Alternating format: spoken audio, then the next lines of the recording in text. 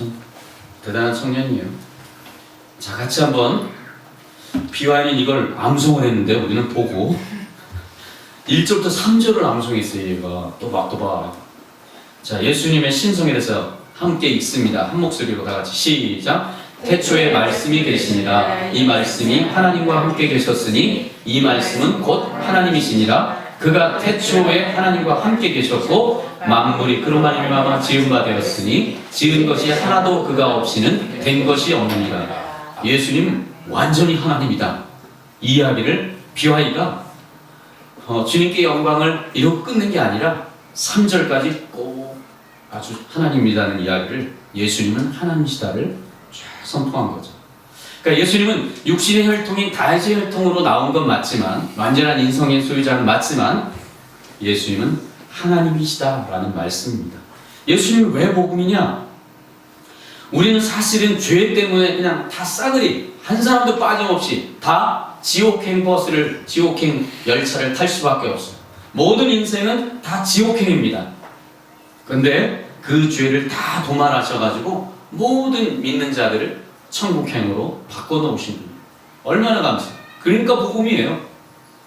지옥행 이렇게 하니까 또 부산행이 자꾸 떠오르는데 스멀스멀 애드리브가 나오는데 사실 의미가 있는 부산행. 자, 영화 안 본 분이 거의 없겠죠. 부산행, 그래요. 좀비한테 안 물리고 부산에 갔어요. 부산에 무사히 갔어요. 그럼 부산 가서 뭐 할까요? 부산 가면 안 죽나요? 좀비한테 안 물렸지만 부산 가도 또 나이가 들고 또 사고 다 죽죠. 사실은 부산행 타서 부산행 가느냐가 중요한 게 아니죠. 뭐 좀비는 없으니까 만들어낸 건데 사실 죄의 좀비라고 말할 수 있을까요? 죄에게 안 물린 사람이 없는데 결국은 다 죽어요. 뭐 어디를 어떻게 조금 더 몇 년을 더 살 수는 있으나 이 세상에 살고 있는 인생들의 현 주소, 정체성은 죄 때문에 때가 되면 다 죽는다예요. 다 지옥행이라고요. 천국행, 영원한 천국으로 가기 위해서는 예수 그리스도를 우리의 구주로 믿는 방법 외에는 없다는 것입니다.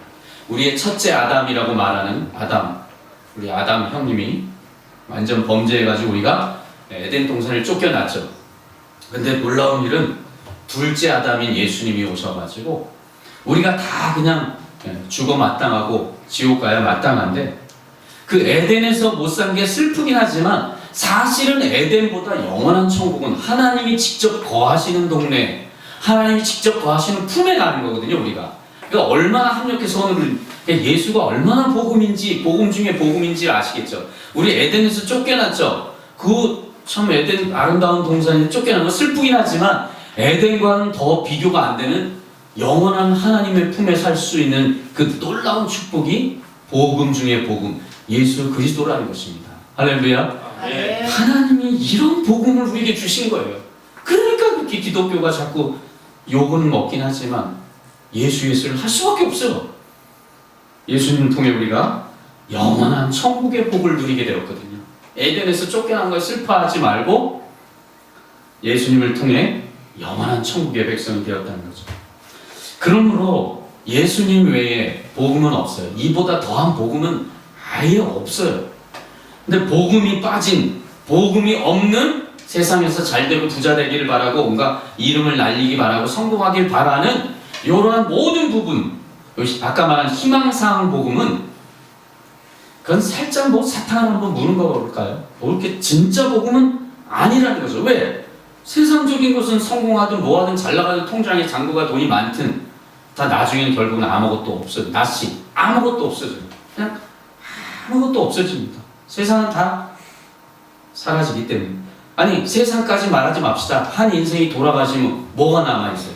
흑으로 돌아가서 먼지로 원래 흙으로 지은 대로 흙으로 가잖아요. 아무것도 납시 아무것도 없어요. 그러니까 복음이 빠진 인생은 미안한데 헛쓰고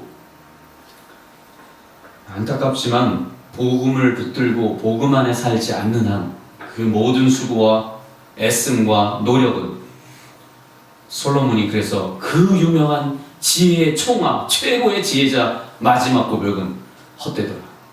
복음 아니면 다 헛되더라 이야기를 하고 죽은 겁니다. 그래서 여러분 예수 그리스도와 함께하는 인생을 살아가기를 주님의 이름으로 축원합니다. 네. 바울이 다메섹 도상에서 예수를 만났습니다. 자기의 의로 하나님께 복을 좀 얻어내려고 했기 때문에 엄청난 열심이었죠. 아무도 못 말리는 열심이 있었습니다. 저기 하나님을 안 믿는다고 생각한 예수쟁이들을 막 잡아들이면서 죽이는 일까지 하고 미친 듯이 자기의 의로 하나님의 복을 끌어내리려고 했던 바울이 예수를 만난 뒤에 바뀌었죠. 자기가 굉장히 잘난 학식들이 있었거든요. 학식 뭐 자랑할 만하고 가말리엘 학파 최고 학파부터 나는 로마 시민이야. 태어나면서부터 돈 주고 산 것도 아니고 바리새인 중에 바리새인 이런 것들을 어떻게 세자로 배설물로 다 버려버려. 왜? 복음이 아닌 모든 건 정말 배설물처럼 없어지니까. 그래서 복음을 만난 뒤에 그의 인생은 나는 이제 복음만을 자랑하는 인생 살겠다. 내 인생은 이제 먹든지 마시든지 복음이 전부다. 복음 없으면 난 아무것도 아닌 것이다. 이렇게 고백을 한 것입니다. 저와 여러분의 고백, 복음을 위해 살기로 작정하는 저와 여러분의 고백이 되기를 주님의 이름으로 축원합니다. 네. 마지막 6절 읽습니다. 본문 다 같이 6절. 죄송해요. 제가 못 썼네요. 6절 다 같이 시작. 너희도 그들 중에서 예수 그리스도의 것으로 부르심을 받은 자니라. 예수 그리스도의 것으로 우리를 부르셨다고 분명히 말해요. 누가 부르셨어요? 하나님이 우리를 예수 그리스도의 것으로 부르셨다라고 바울이 말했어요. 자, 이 말씀을 이해하기 위해서 아까 1절에 나왔죠. 하나님의 복음을 위하여 특정했어요. 왜 예수 그리스도의 복음이라고 안 하고 하나님의 복음을 위하여 예수 그리스도의 불렀다고 얘기할까요? 이 바울이 이렇게 말한 데는 되게 중요한 의미가 담겨 있습니다.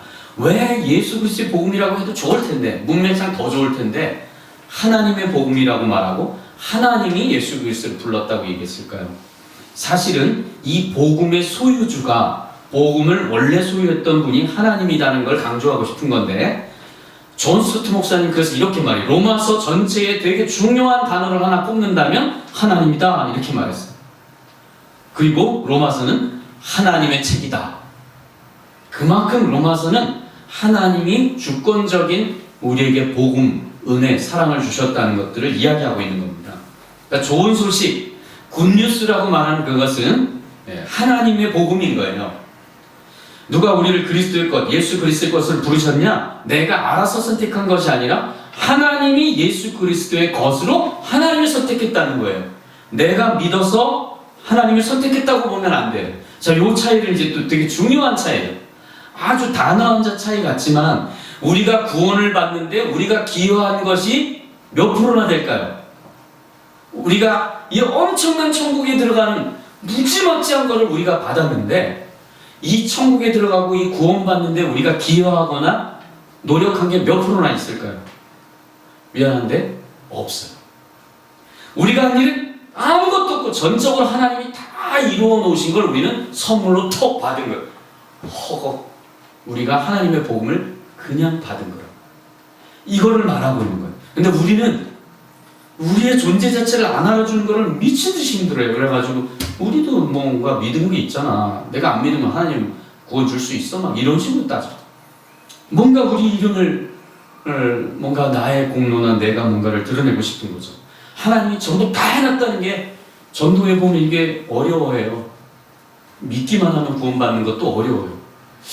여러분 사실 조금만 묵상해 보면 이게 엄청 큰 은혜예요. 왜냐하면 자, 내가 구원을 받는데 뭔가 기여를 조금이라도 했다. 만약에 하나님이 다 했지만 내가 뭔가 기여를 좀 했다면 굉장히 무게중심이 어떻게 되냐면 나도 구원에 대해서 기여한 게 있기 때문에 내가 잘 못 살고 뭐 죄 짓고 넘어지고 그러면 구원관이 어떻게 되죠? 구원관이 흔들 막 구원관이 막 흔들려버려요. 왜? 내가 기여한 게 있거든. 그런데 하나님이 100% 완벽하게 하나님이 구원을 다 이루었고 선물로 받았다고 하면 내가 죄를 짓거나 넘어지는 것은 구원에 대해서 아무 상관이 없어. 요 말 듣고 오늘 가다가 죄를 지어도 돼요. 근데 이건 제가 한 말이 아니라 아주 유명한 신학자들부터 유명한 분들이 뭐라고 해요? 로이드 존스, 특히 아주 기라성 같은 설교자인 로이드 존스 목사님 말하기를 너무 복음의 은혜가 끝내주고 너무 감사해가지고 한번 시험적으로 죄를 져보래. 근데 이만큼 자신 있다는 이야기예요. 죄를 지어서 좋고 뭐 죄를 지어서 행복하겠어요. 그만큼 우리가 구원에 동참해서 뭘 이루는 게 아니라 하나님이 구원을 완벽하게 이루는 것을 통째로 선물로 주셨다는 거예요. 내가 죄를 지면 구원이 약해지고 내가 죄를 안 지면 구원이 괜찮은 것 같고 내가 거기 싹 들고 막 모가지 힘주고 이렇게 해서 부러지는 일은 다 내가 그래도 뭔가 했다고 생각하기 때문에 그렇게 넘어지는 거예요. 그러니까 이게 얼마나 복음이냐고요.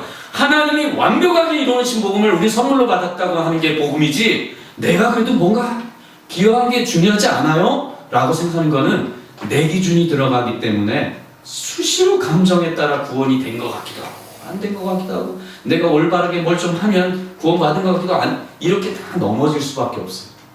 마귀가 그걸 이용할 수밖에 없습니다. 여러분, 구원은 하나님이 완벽하게 이루어 놓으신 것인 줄로 믿으시기 바랍니다. 이걸 믿지 않으면 마귀가 계속 야 그래도 네가 뭐 했잖여, 네 존재는 어디 간겨, 이런 식으로 얼마든지 우리를 유혹할 수 있다는 것입니다. 예수 그리스도의 것으로 누가 불렀냐? 하나님이 불렀다. 하나님이 완벽한 구원을 이루어 놓고 우리에게 구원을 선물로 주셨다는 것입니다. 사형리를 제가 아주 많이 무수히 전화 보았는데, 사형리, 하나님이 당신을 사랑하십니다. 당신의 놀라운 계획을 가지고 계십니다. 1월부터 사형리까지 쫙 하는 게 있죠. CCC에서 나온 참 오랫동안 사랑받는 전도지입니다. 그렇지만 안타까운 건 뭐냐면은 굉장히 잘 돼 있긴 한데 상당 부분을 어떻게 무게중심이 뭐냐면 그래도 내가 믿어주고 내가 선택하는 건 되게 중요해. 이런 쪽에 그런 색깔이 좀 상당히 있어요. 그래서 좀 이건 수정이 돼야 되지 않나. 왼쪽 그림은 어떻게 의자의 중심에 내가 있고 오른쪽 그림엔 예수가 중심에 있고 이런 것들이 다 내가 선택한다. 이런 쪽이 좀 있어요. 제가 많이 해보니까 이걸 어떻게 해야 되지? 좀 어렵지만 죄송하지만 훌륭하고 좋은 건 맞는데 구원은 내 선택으로 이루어진다라고 보면 안 되고 분명히 에베소서에 너무나 많이 반복해서 에베소서에 나와요. 그래서 칼빈이 예정론이라는 단어를 신학적으로 정립을 한 거죠. 뭐라고 나오죠? 우리를 이 세상이 만들기도 창세 전부터 나를 불렀다는 거예요. 창세 전부터 이 입주를 구원하고 여러분을 구원하려고